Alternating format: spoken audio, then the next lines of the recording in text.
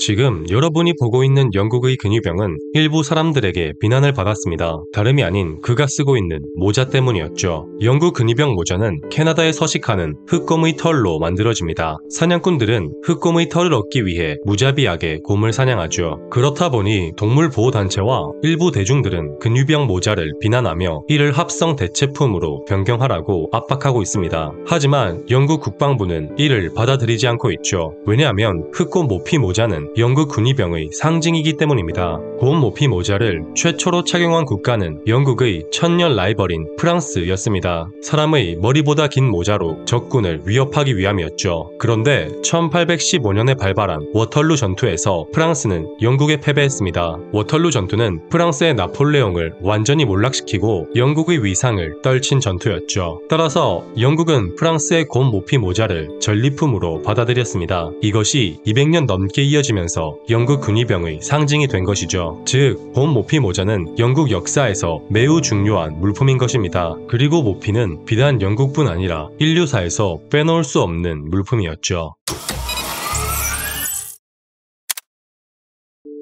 모피는 포유류 동물의 털에 붙어있는 가죽으로 과거에는 의복을 만드는데 많이 이용됐습니다. 모피에도 종류가 있는데 털이 굵고 긴 것을 장모라 하고 솜털 같은 것을 단모라고 합니다. 장모는 비나 눈 등을 막아 피부를 보호해주고 단모는 체온의 발산을 방지하여 방한 역할을 하죠. 따라서 이 둘이 적절하게 섞인 모피가 상품으로서 가치가 높았죠. 고급 모피를 얻기 위해서는 인적이 드문 추운 산속을 가야만 했습니다. 왜냐하면 담비, 삭, 표범 등 주요한 모피 동물들이 추운 산속에 살았기 때문이죠. 심지어 모피 동물 대부분은 먹이사슬 상위에 위치한 사나운 육식동물이라 사냥도 쉽지 않았습니다. 즉, 인간이 모피를 두르고 있는 것 자체로 강력한 힘을 과시할 수 있었던 것이죠. 과거의 장군들이 호랑이 가죽을 두르거나 막사 바닥에 깔아뒀던 것이 그들의 힘을 과시하기 위한 수단이었던 것입니다. 또한 고대 이집트의 파라오는 사자꼬리로 만든 허리띠로 권력과 용맹함을 표현하기도 했죠. 물론 모피의 1차적인 목적, 즉 탄생 배경은 한대 기후에 사는 사람들이 추위를 견디기 위함이었습니다. 하지만 시간이 지나면서 온대 기후 지역에서도 모피의 수요가 늘어남에 따라 사치품이 되어갔죠.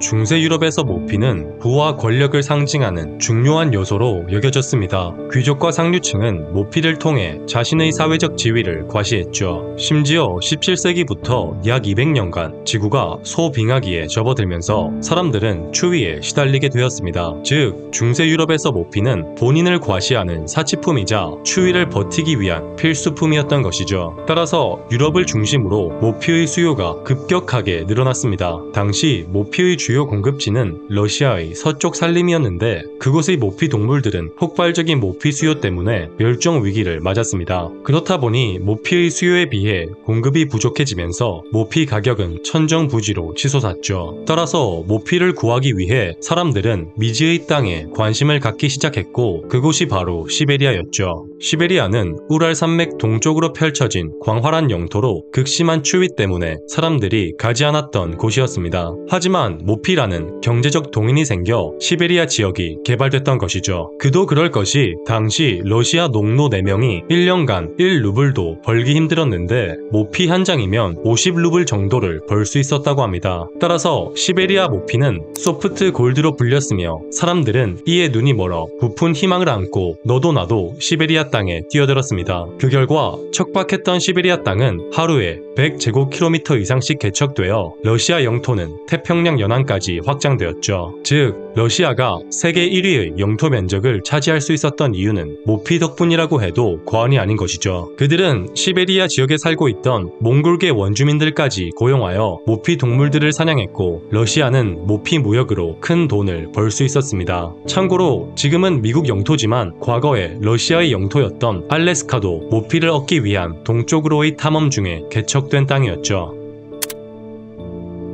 유럽의 모피 상인들이 미지의 땅이었던 시베리아와 알래스카 지역을 개척하여 유럽에 모피를 공급했지만 여전히 수요를 감당하기엔 역부족이었습니다. 따라서 그들은 북아메리카 대륙으로 눈을 돌렸죠. 15세기 후반 콜럼버스가 신대륙을 발견한 이후 유럽인들은 경제적 기회를 잡기 위해 북아메리카로 대거 이주했습니다. 이의 주요 동기 중 하나가 모피였던 것이죠. 네덜란드의 상인들은 지금으로 치면 미국 뉴욕 맨해튼 지역에 모피 교역소까지 세워가며 모피 무역을 주도했습니다. 그곳의 원주민이었던 인디언들에게 술, 무기 등을 주는 대가로 모피를 받아서 유럽으로 되팔았죠. 당시 최고로 인기 있었던 모피는 비버 가죽이었는데 모피 상인들은 연평균 수십만 마리의 비버 모피를 팔며 엄청난 돈을 벌었습니다. 프랑스는 뒤늦게 소식을 접하고 아메리카 대륙에서 기회를 잡기 위해 16세기 중반에 처음으로 자크 카르티에라는 탐험가를 파견했죠. 이는 북아메리카 역사에서 가장 잔인했던 전투를 불러왔습니다.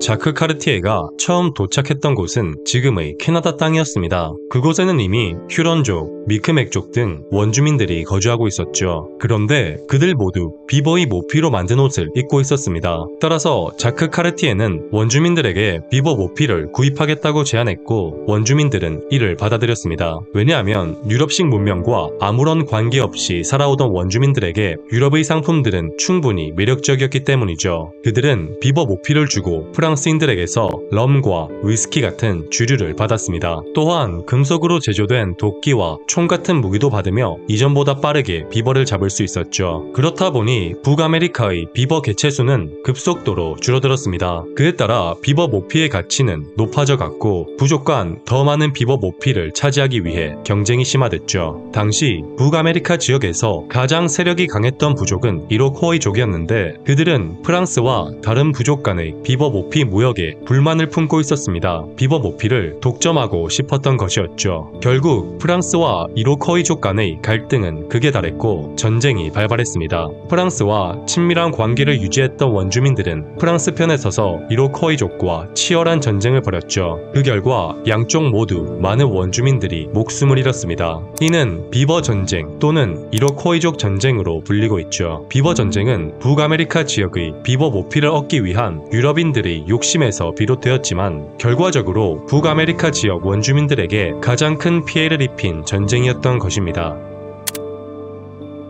모피는 오랜 기간 사랑받으며 수많은 역사를 만들어낸 물품이었습니다. 하지만 현대사회에서는 모피 산업을 비판하는 이들이 많죠. 예전에는 생존하기 위해 모피를 입었지만 대체재가 많은 지금은 굳이 모피를 입을 이유가 없다고 주장합니다. 또한 모피 농장에서의 비인도적인 동물 취급과 학대 장면이 여러 차례 공개되면서 모피를 입던 사람들도 등을 돌렸죠. 구찌의 CEO였던 마르코 비자리는 모피를 사용하는 것이 시대에 뒤떨어진 것이라고 말하며 2017년부터 구찌 제품의 모피 사용을 중단했습니다. 이후로 베르사체, 프라다 등 몇몇 주요 패션 브랜드들도 모피 대신 인조 모피를 사용했죠. 하지만 모피를 옹호하는 사람들도 여전히 존재합니다. 그들은 모피를 입기 위해 동물을 도살하는 것은 소, 돼지 등 가축을 먹기 위해 도축하는 것과 본질적으로 다르지 않다고 반박하죠. 수세기 동안 인류사에 지대한 영향을 미친 모피. 앞으로 모피의 운명은 어떻게 될까요?